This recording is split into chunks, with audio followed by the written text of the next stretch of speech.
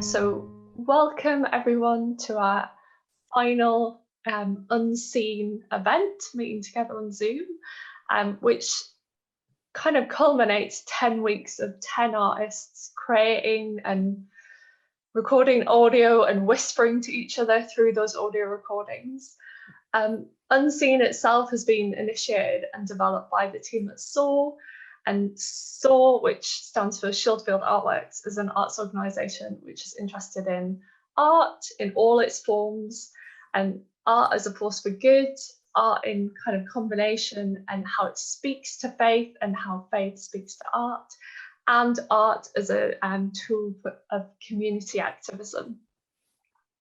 So tonight, we are going to be uniting all 10 artworks in sequence with their accompanying audio recordings. And if you haven't been to any of our previous Unseen events, the whole programme has kind of been a bit of an audio-visual relay race, with 10 artists seeking inspiration for their visual artwork from the previous artist's audio description of their artwork. So it's all about the kind of transfer between audio and visual information. At previous discussions, we've had a weekly discussion where we discussed that week's artist and that week's artwork, and you can still find those on YouTube. But tonight we're going to kind of be examining themes and threads within the whole process, and we have all kind of a lot of our artists here tonight to discuss that with. Now, when Lydia and I were planning this programme quite a few months ago, what we really wanted to kind of think about was how our ability to kind of look at and see art properly was affected by not seeing it in real life. So obviously during the pandemic, everything is done through screens now, and we really wanted to examine how this was actually changing our relationship with art. And also as an arts organisation, how does this change our role as a gallery space? When we physically can't meet and commune together around art as a group of people, how does that change what we do, but also kind of the meaning of that? How can we gather together and discuss art? And is doing that online comparable? Is it different? Are we a different kind of community when we look at art online? And those are all things that have cropped up and have been really interesting. But it's also been with much, much delight that there's been kind of other themes popping up through this whole process. There's been lots of themes of kind of memory and nature and longing, and even like intimacy through this whole process.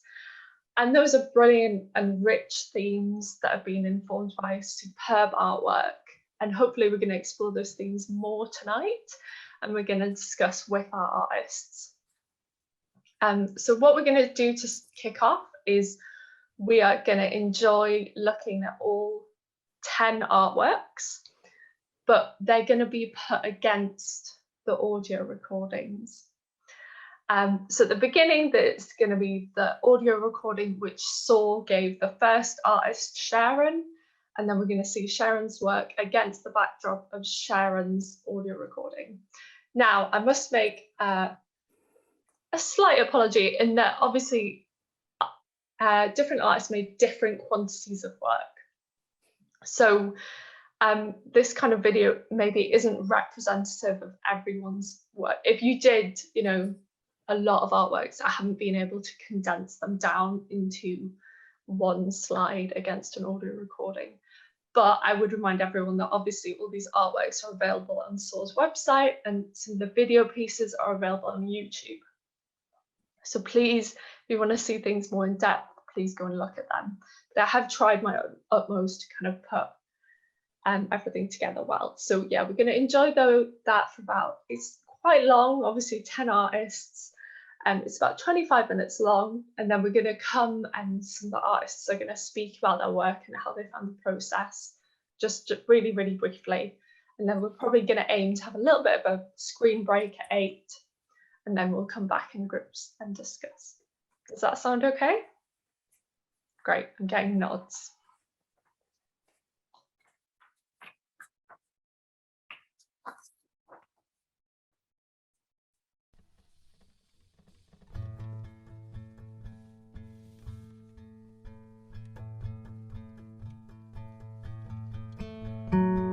Beg your pardon? Well, this is a thing that was discovered by the British Museum this year when it was shut. For the longest time it's ever been shut, in many, many years. That actually the breathing of the 17,000 visitors that they usually get is what keeps the exhibits at the right humidity level. No way! So things have started breaking, objects have started cracking and so on. Unfortunately, they have systems in place where they can bring the humidity up. But what they really rely on is humans to actually breathe on these things to keep them alive. Imagine the words that you speak becoming living beings. The breath that leaves your lips and enters the atmosphere, forming bones and sinews, skin and hair. Living words. In the beginning was the Word, and the Word was with God, and the Word was God. He was with God in the beginning. Through him all things were made. Without him nothing was made that has been made. In him was life, and that life was the light of all mankind. The light shines in the darkness, and the darkness has not overcome it.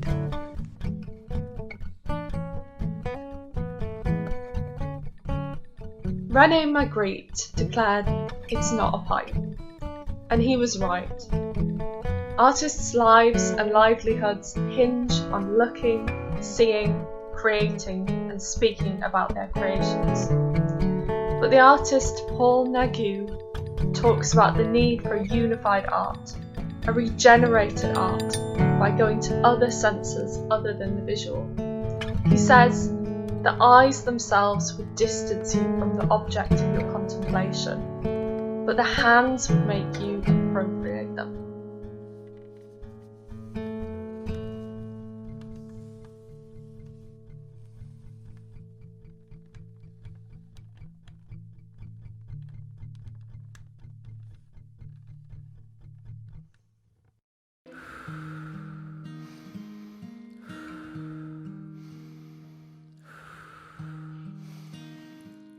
Hands will make you revere them.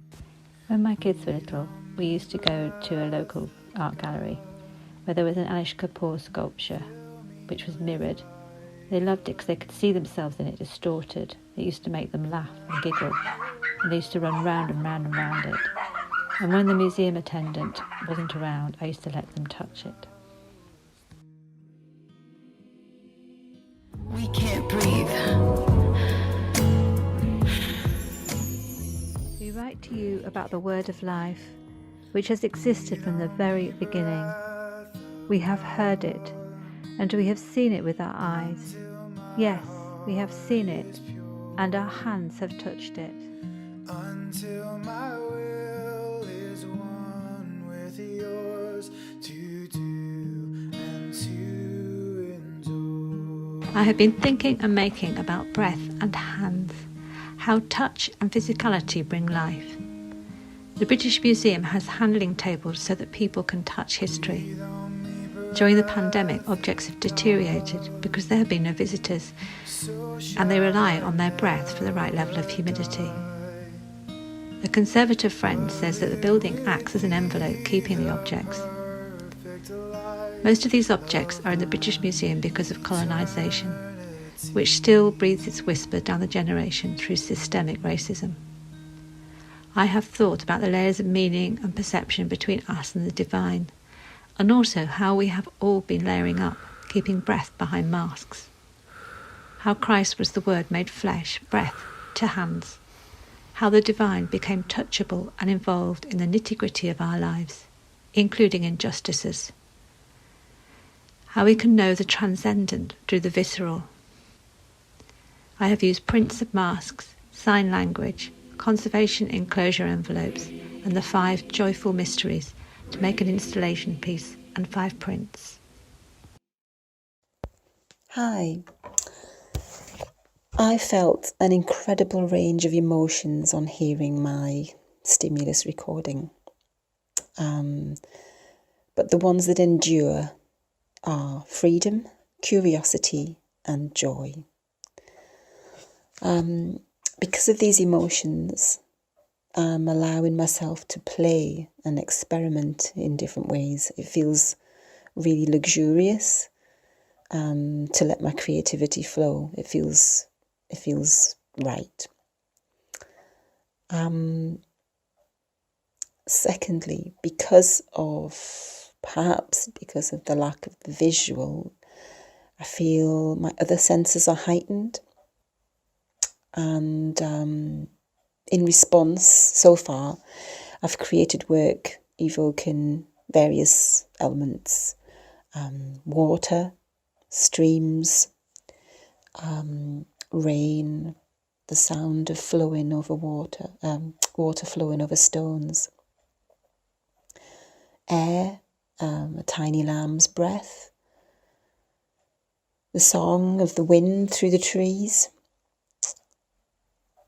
touch, texture of pebbles, bark, grass, scents from the earth, traces of other places carried to us on the breeze, and a strong feeling of bonding with others. I really hope this helps you with your creativity. Thank you. Hi, it's 5:30 a.m. and I'm writing this on my phone. It's Monday and I'm moving house today, shifting objects and myself from one part of town to another, gathering them together from the corners of my life, still trying to find a resting place for them and myself. The artist before me spoke of memories carried on the wind. She mentioned rain falling through the trees, of the texture of stones, and I remembered a day a few weeks ago when I sat under a tree in the rain as everyone in the park cowered under temporary shelters which barely covered us. Strangers huddled together. "Can I share your tree?" the men asked. I had gone to the park to think, travelling to another part of the city to get some perspective. I'm trying to draw this memory, stitching it into canvas and fabric. I'm wondering from what perspective compositionally one draws a memory. But I'm distracted by all the moving, and my attention is being drawn to other objects, to old furniture, inherited antique dinner sets, glass jars and labels, to matching colour palettes: pink, lilac, green, turquoise, black, mustard yellow, clay blue, grey, off-white.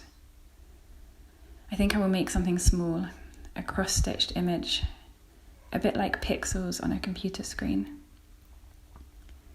The artist before me sounded so calm and joyful in her making. I'm still unsure how to find that freedom and play she talked about. I wish I could recreate for you the same piece I heard in her voice note. But still, I hope there is something here which stimulates your imagination. How do you draw a memory? The last artist asked me, and I suppose it's kind of what I'm asking you. How do we create a resting place for these moments, objects, and ourselves? And who is responsible for preserving them? Is that the responsibility of the museum to house, rather than exhibit, these memories and objects of everyday life of ordinary people? I think for me, it is, but I don't know whether it happens that much. So I suppose that's what I've tried to do. I've collected objects that have a fleetingness to them, that sort of signal a coming and going, perhaps tied to the seasons of spring and summer. And I've tried to create a resting place for these, as the last artist spoke about in her audio to me. I've thought about natural outdoor spaces and how, in a sense, these are becoming our new museums, creating memories and objects that disappear in front of us, this transient nature of nature. And I've tried to preserve it. What I've created so far is some prints that sort of are created by the digital. They preserve and create a resting place for these moments in such detail.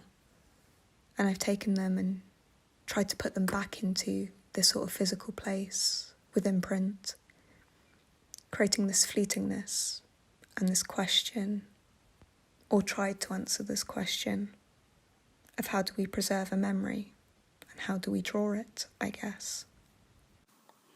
I'm short-sighted. I need wearing glasses. But these few years, I like to take it off while I'm walking on the street, in the wood, doing sport, trying to feel what I can't see clearly from different part of my body. I got to ask, how do we draw the memory, preserve and present? Is very difficult for me as a human. I do more recording on video and taking picture because it's getting too much happening for us, and this type of remembering helps. And I do find the nature is the biggest museum. When the season changing, it's like collection changing in the museum or gallery.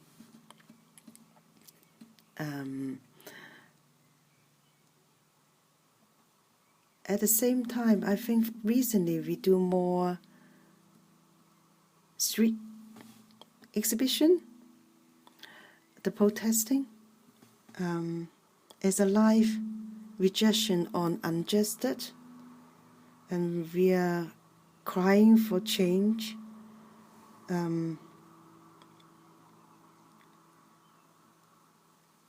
We need to learn from history. But how do we have restful time?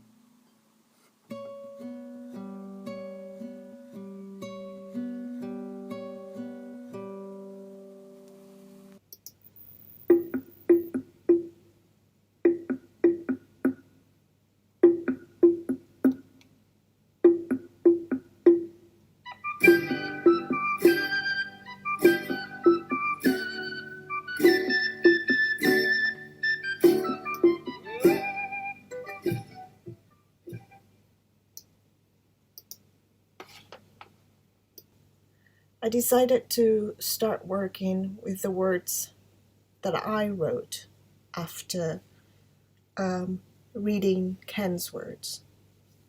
So the first idea that came about was to use collage as a way to inform the creative process, and I decided to use digital photographs that I had archived in my computer since I arrived in Newcastle 15 years ago. Well, no, not 15 years ago, since 2005 until now. So I went through the process of looking into the photographs and making sure that they wouldn't repeat. It became very hard to understand the process I was going through by revising the time, the spaces, the places, the people that had been in my life and the people that are gone or have moved on. And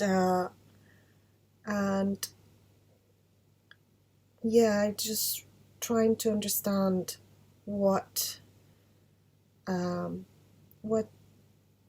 I am and where I sit, and how ephemeral time can be, and the presence can be, and how can it be recorded and archived and remembered and distorted. And yeah, I hope this is enough for you to develop your own story, history, your own nature, your own distortion, your own memory, your own identity, your own puzzle, your own fragment, your own change. your own feel, your own see, and that it can be preserved somewhere. Hello, happy bank holiday. So I have been working for the past week, and the things that stood out for me from the audio that I received were particularly the discussion around, or kind of the mention of the idea of ephemerality, because I am a dancer, and so I'm working with, or trying to work with movement at the minute, and I think I'm the only one, and it was interesting because ephemerality is something you talk about a lot in terms of dance and performance, because we normally view dance live most of the time, and so it's in the act of sort of constantly disappearing before us. Like, we witness it and then it disappears and it will never happen exactly the same way again. So it's an incredibly ephemeral medium, because it's constantly being created and constantly disappearing. And that's part of the sort of audience experience, and that is the main thing that has been lost during this pandemic. For the majority of performance. And so just questions of kind of something that's such an innate part of the form, like what happens when you record something digitally. I don't have answers to those questions, but just thinking about that, and what does it mean when a medium that's usually sort of lost forever is recorded in a digital way. Sort of what does it become? And then the other thing that really stood out to me was this idea of collaging, which obviously there's sort of material connotations to that, of like how we usually understand or think about collaging.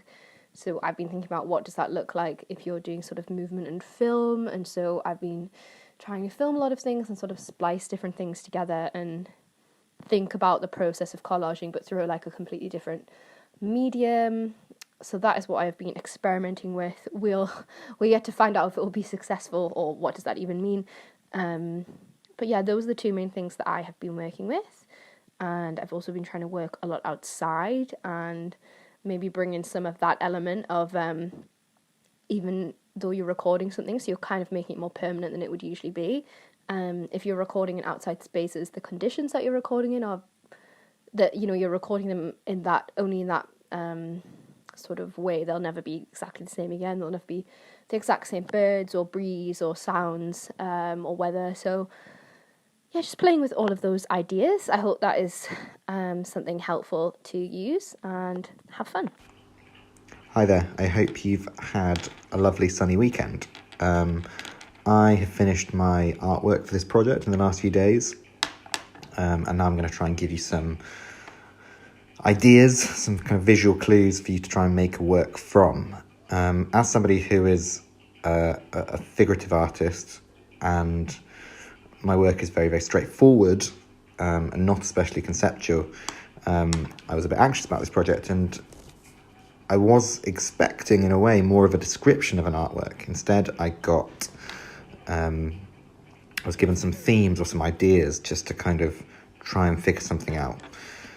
So I was given ideas about dancing, ephemerality, things like that. And so I've decided to change tact a bit, and I've made quite a playful, almost kind of a bit funny perhaps, artwork from that. So I think I was hugely inspired. My initial kind of, my brain went towards Matisse the Dance, and I've been looking at that. So I think ideas for you to think about are figures in space, a snapshot of movement, colour, collage, and especially now that summer's arrived, being outdoors, the joy of being outdoors in the sun.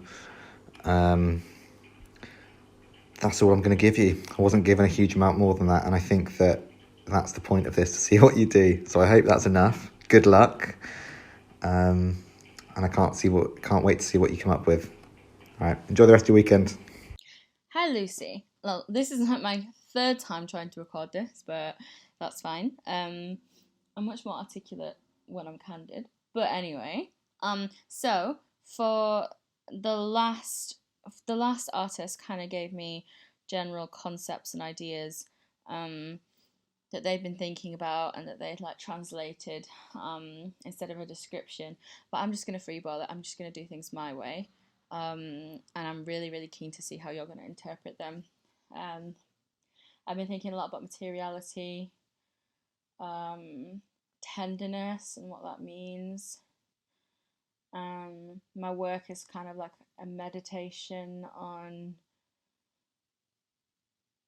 abundance and this childlike sense of play and wonder and unknowability and mystery, but at the same time this darkness, this passage of time, which is really like pertinent in my work in general and what I've been making, and this kind of encroaching these encroaching figures, or this encroaching, well, the figures of certain concepts, not like embodied figures as such, but about the way the body embodies space and how certain phenomenologies are different.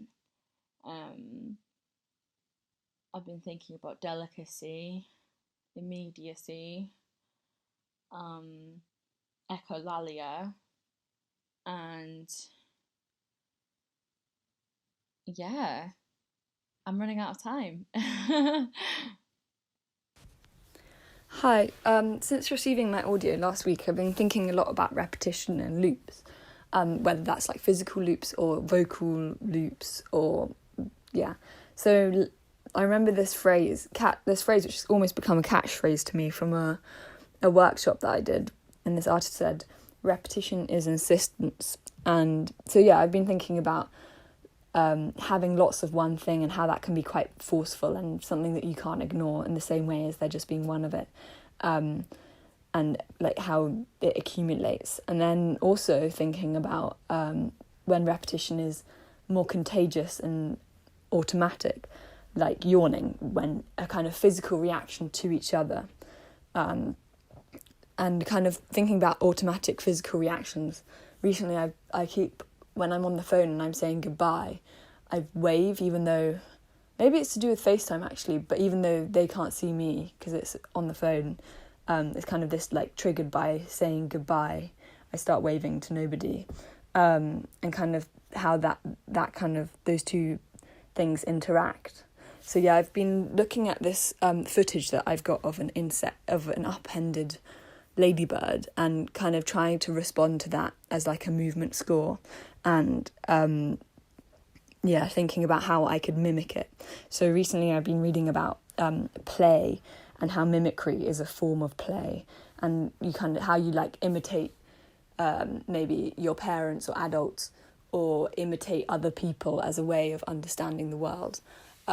So yeah, I've kind of been thinking about how I could imitate something and take that on, or how I could use like this insect movement to trigger movement or certain ways of moving. But yeah, I think I'm running out of time now. Yeah, wow. 10 artworks and 10 beautiful, sometimes very intimate audio recordings. I love how we ended on Lucy's, who talks about closing loops, which I think is very pertinent. So I'm just going to take a chance now to kind of gauge the artist's responses, really, because this is the first time they've seen all 10 artworks together and also heard the audio recordings. So Lydia and I have purposefully kept the audio recordings under wraps, because we wanted to kind of reveal them in this way and kind of talk about them more at this event. So we have 7 artists with us tonight. So I'm gonna kind of open the floor to whoever wants to go first, but who kind of wants to respond to that and maybe share a little bit, maybe 2 minutes, about how you found the experience of kind of translating this audio into a visual artwork, and just maybe some reactions of how it feels to kind of hear and see the artworks together. So if you'd like to just kind of unmute or raise your hand, or I'm sure you're all very well behaved and won't talk over each other. So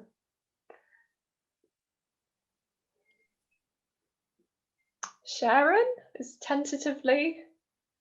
What's Oh. that? Oh, okay. No, it wasn't there. I didn't mean to do that. Well, it was weird because I will answer as I unmute myself unintentionally, because I was the first person, so I received the original starting block, I guess, and yeah, it's really interesting the journey that the whole thing has been on, actually. Really quite varied, but there are sort of underlying themes that sort of carry all the way through as well. Yeah, I really enjoyed it and amazed myself that I could get so much done in 2 weeks.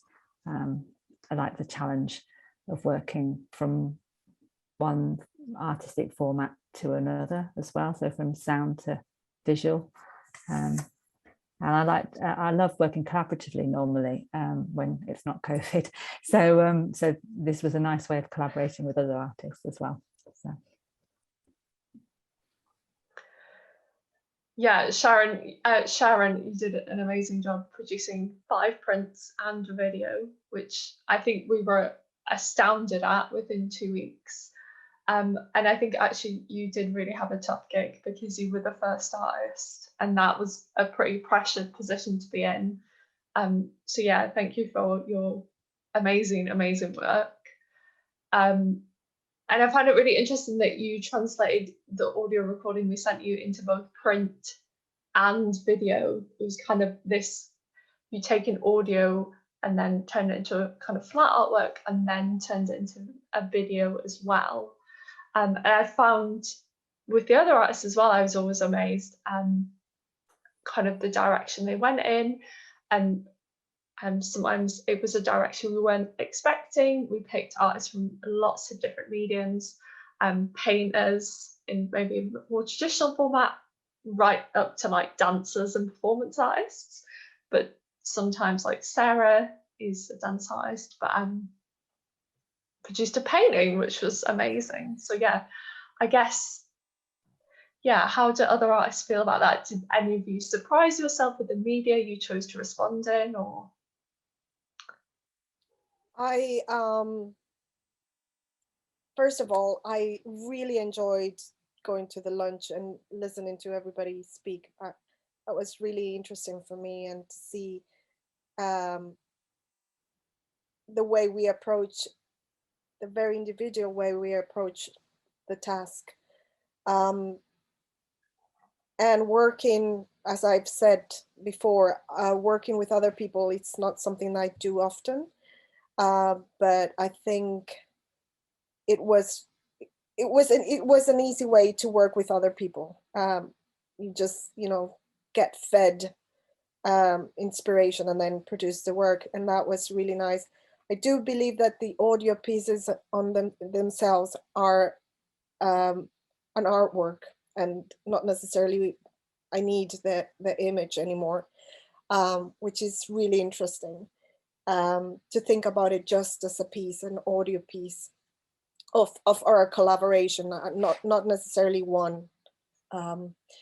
And as those who were in my talk, for me it was very cathartic. Is that the way to say?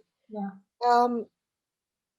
Experience, and it was very honest, and it was quite kind of like a process for me to kind of feed into what you gave me and kind of digest it in a way and kind of have an outcome that doesn't necessarily feel finished artwork in itself, but an exercise as a whole. And I think that's also quite nice. Not necessarily we had the time to produce a final piece of artwork. It was just that idea of allowing ourselves to explore the idea in a couple of weeks and be okay with that.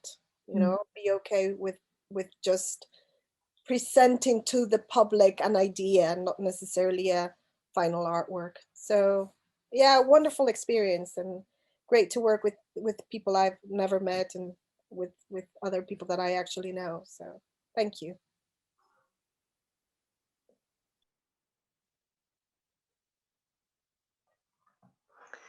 Yeah, I found it really amazing how different artists have responded to the boundaries we've set.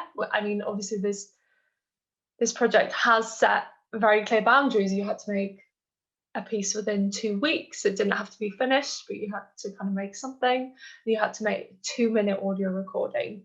And I think actually a lot of artists have said that's been quite freeing in a way, to have those boundaries. But I've also loved how artists, being amazing artists, have loved to break those boundaries.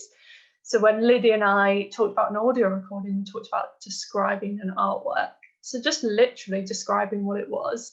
And I loved how a lot of the artists just completely expanded that and actually just made an audio recording that was an artwork.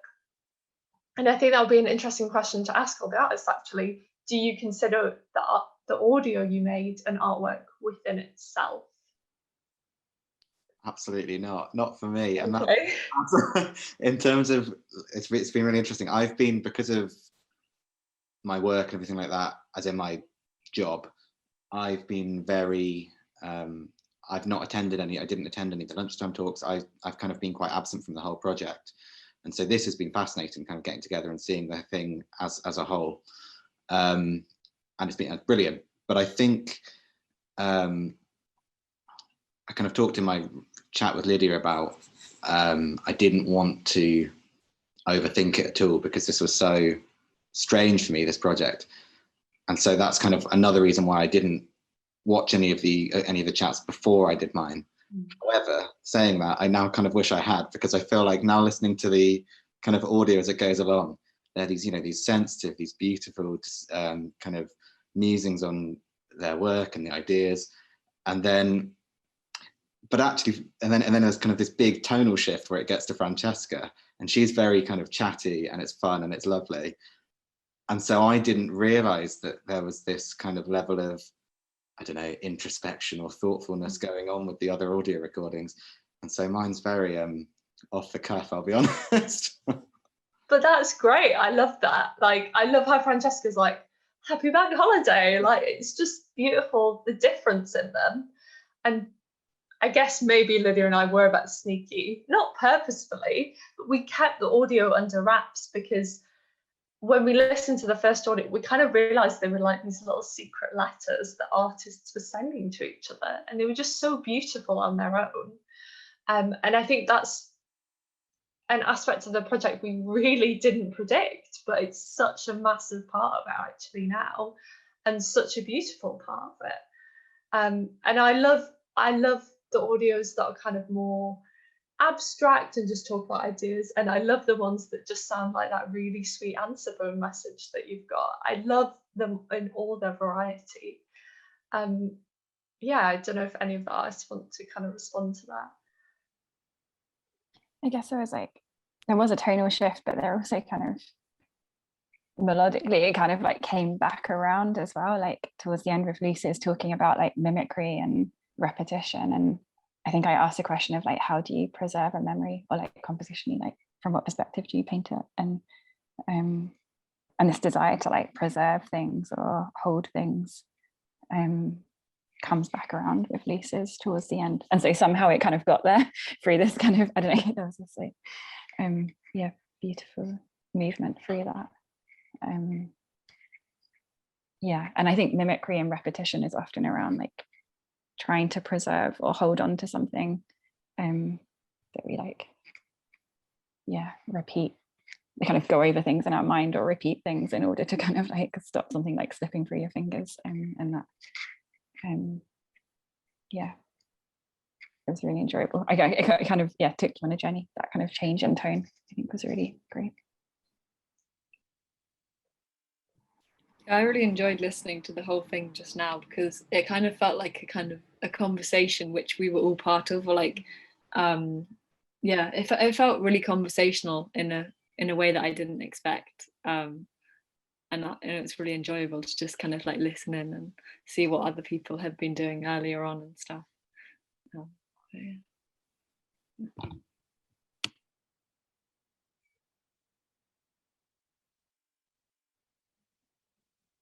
Yeah, I I felt like a lot of the recordings I was almost eavesdropping, and there's kind of a certain pleasure to that, I think. But one of the other questions I wanted to ask kind of the artists, and maybe some of the audience want to pitch in this as well, is if you've seen the visual artworks already, did having the audio overlaid on top change how you perceived them, or change how you processed what the visuals were about? Yeah, so you'll know if you've been to our lunchtime events, we've been showing the visuals without the audio very purposefully, and then we play the audio, the preceding audio, at the end of the event. So we kind of changed that around this time. But yeah, do we feel that hearing the audio on top of the visual has really changed the visual, or added to it, or possibly even taken away from it?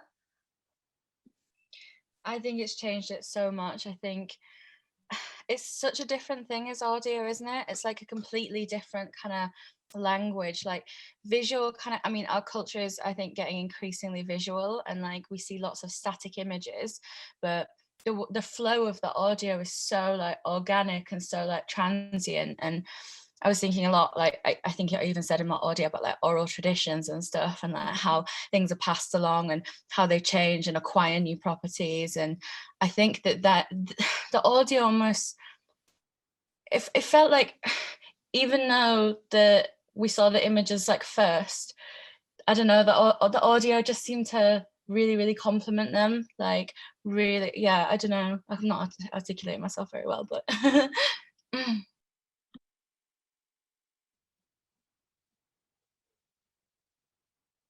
Okay. I think the audio, the recording is the connection in between, and then the work is a more individual. Sometimes it links, it doesn't need to be. It's very interesting. Yeah. But that's well, for me it does link because it does make me think. Yeah, the interesting for me. And the audios can be so emotional as well. And then when you do your work, it can be more calm. Does it make sense? That's for me.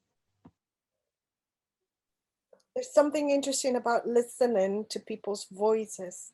So when we get that voice of someone, that stranger, you almost feel like you know them somehow, that there's something that, yeah, I don't know, it's strange, but it's a nice feeling. I don't know if it felt awkward for someone or uncomfortable, because it actually made me feel, all of your audios made me feel very comfortable.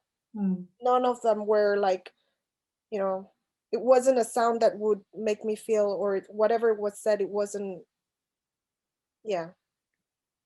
All of them had a very good vibe, if I can say that. I think I'd agree with that. There's a feeling of hearing someone's voice that demystifies the artistic process slightly, but in a good way. I think sometimes artists have this sort of mystique, or like the genius artist creating somehow more mystical, getting divine inspiration from somewhere. But it kind of just made it a bit more like, this is what I've been thinking about, this is what I've made. And I think it's quite nice to make it more open and honest and vulnerable in that way. I like what Ken said about the kind of the link between the audio being the link between them, because as I said, I've not been watching these, but I have been seeing them pop up each week on the Instagram and things like that. And there have been a lot of occasions where it's been like, oh, okay, I couldn't necessarily see that connection. And now watching it all in one go, there is the sense of this kind of cohesive whole to the project that's, it's a lot more satisfying to kind of see that now. Yeah. Yeah, that's in. Oh, sorry. Louise put a hand up. You want to go first? I was just going to say, it's interesting how different the artworks are and how similar their voice notes are in some ways. I'm not sure how that happened. Like that kind of like the visual is so distinct. in some ways. Yeah, I'm not sure why, but it's interesting. I've been able to be at all of the meetings, which has been really good. And at the beginning, I was a bit frustrated by the format, I think because I didn't really understand it. And it's a totally different format to anything I've worked in myself. And actually, I found it absolutely really, really amazing because I think the thing I found frustrating was not knowing what each artist had said to send on to the next one until the following week. But actually, I really like the way you structured it, and because it's kind of kept that sort of excitement and what's going to happen going and things like that. And it's just been lovely seeing different people's personalities come through. And I felt really privileged to be part of this, and it's kept me going for 10 weeks while I've been sort of getting all this stuff about moving up to Newcastle going on in the background and things like that. And while I've been working on the big project that's behind me on my wall and things like that. And I felt a bit cheeky about putting that up, but I thought, well, I've actually been doing this all the time you've been doing your work. It's kind of accompanying me with it and things like that. Yeah, there were times when I thought, where on earth is the next artist going to go from that one? And because I know that you weren't allowed to look at particularly the immediate one to you, it was quite fascinating seeing how you actually took the audio thing and moved on with that and came at it in so many different ways. And I started doing some filming over the lockdown because being locked at home, that was all I could really do with things and things like that. And I really like the thought of this doing verbal stuff as well as visual stuff. And so you've all opened up loads of ideas and thoughts as well for me. And I just really thank you all for all the work you put into it and everyone for organising it. Thank you, Louise. That's lovely.